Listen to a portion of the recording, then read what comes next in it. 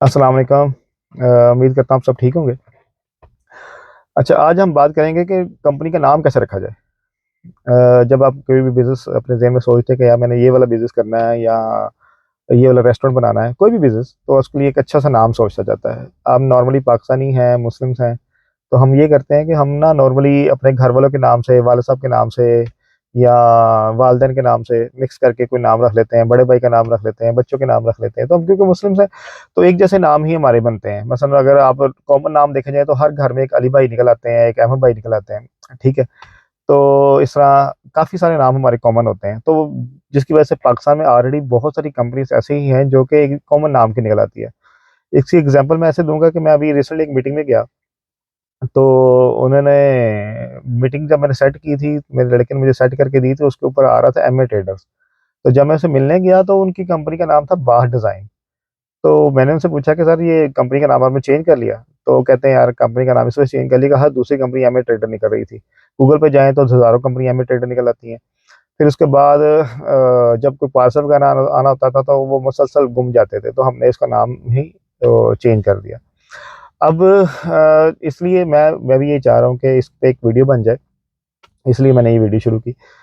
तो जब भी आपने नाम सोचना है तो सबसे पहले तो आपने ये सोचना है कि आपका जो बिज़नेस है वो वो इतना बड़ा सोचना है आपने कि मसलन कि आपका एक फॉर एग्ज़ाम्पल आपका कोई भी बिज़नेस है, आप ट्रेडिंग में आने लगे हैं या आप उसमें मैन्युफैक्चरिंग में आने लगे हैं, आप रेस्टोरेंट में आने लगे हैं, तो आपने ये सोचना है कि इस मैन्युफैक्चरिंग की स्ट्रीम क्या है। फॉर एग्ज़ाम्पल अगर आप इलेक्ट्रॉनिक्स के बिज़नेस में आ रहे हैं, तो आप ये सोचें कि यार इलेक्ट्रॉनिक्स में मैंने सोनी से बड़ा बिज़नेसमैन बनना है, ठीक हो गया? आज सोचेंगे तो कल वो होना शुरू हो जाएगा, क्योंकि आप ऐसे सोचने लग जाते हैं। फॉर एग्ज़ाम्पल अगर आपने कोई रेस्टोरेंट खोलना है तो आपने पहले दिन सोचना है कि मैंने मैकडॉनल्ड से ज़्यादा पूरी दुनिया में उससे ज़्यादा मेरी ब्रांचेस होंगी। इस तरह ही होटल लाइन में आना है तो आपने फोर सीज़न को चलना है कि फोर सीज़न काम कैसे करता है, पीसी कैसे काम करता है। इस तरह ही जो भी आपने बिज़नेस सोचना है, तो उसका अपने स्ट्रीम सोच के उसका नाम सोचना है कि यार आज कल मैं एक बड़ा ब्रांड बनता हूँ, तो ये नाम सूट करता है उसके साथ कि नहीं करता। ठीक है, जैसे मैंने नाम सोचा था तो मैंने भी यही सोच के रखा था, ओज़ले नाम रखा था जब मैंने अपनी ब्रांड का। तो हमने यही सोचा था कि यार कल बड़ा ब्रांड बन जाएगा, तो लोग कहेंगे जी मैंने ओज़ले ले रहा हूँ, ओज़ले की चीज़ें खरीद रहा हूँ, ओज़ले की सैनिटरी आइटम्स है, ओज़ले की किचन आइटम्स है, ओज़ले की एसी हैं, ओज़ले की वो बेसिकली हमने पूरे घर को टारगेट किया था कि घर में हर चीज़ लगने वाली चीज़ आप एक पूरे ब्रांड के अंदर ले सकते हैं। अच्छा, दूसरी बात है कि जो ब्रांड नेम आप या अपनी कंपनी का नाम सोचेंगे, उसके अंदर अब्ज़ॉर्बिंग पावर होनी चाहिए कि वो कुछ भी उसके अंदर आप बेच सकें या बना सकें। फॉर एग्ज़ाम्पल अगर आप केएफसी की एग्ज़ाम्पल लेते हैं, तो केएफसी जो है वो फ्राइड चिकन के रिलेटेड है। अब वो अपने अंदर बीफ नहीं सेल कर सकता, लेकिन मैकडॉनल्ड वो हर चीज़ सेल कर देता है। अगर आप चाइना कभी गए हो तो आपने देखे वहाँ देखिएगा मैकडॉनल्ड का जो मेन्यू है वो कम से कम कोई 20 पेजेज़ का होता है, क्योंकि वहाँ पर तो बहुत सारा मीट और भी खाया जाता है, तो वो सारा ही बनाते हैं, लेकिन फ्राइड चिकन जो है वो सिर्फ़ चिकन ही रहता है। तो वो इसकी वजह से उनके नाम के अंदर चिकन आ गया है, तो वो अब चीज़ कोई नई ऐड नहीं कर पाते। तो आपने कभी भी ऐसा नाम नहीं रखना जो कि अपने अंदर कोई नई चीज़ जब आप डेवलप करें तो वो अंदर अपने ऐड ना कर सके। फिर उसके बाद रिज़वान बर्गर पाकिस्तान का बड़ा अच्छा ब्रांड है रिज़वान बर्गर।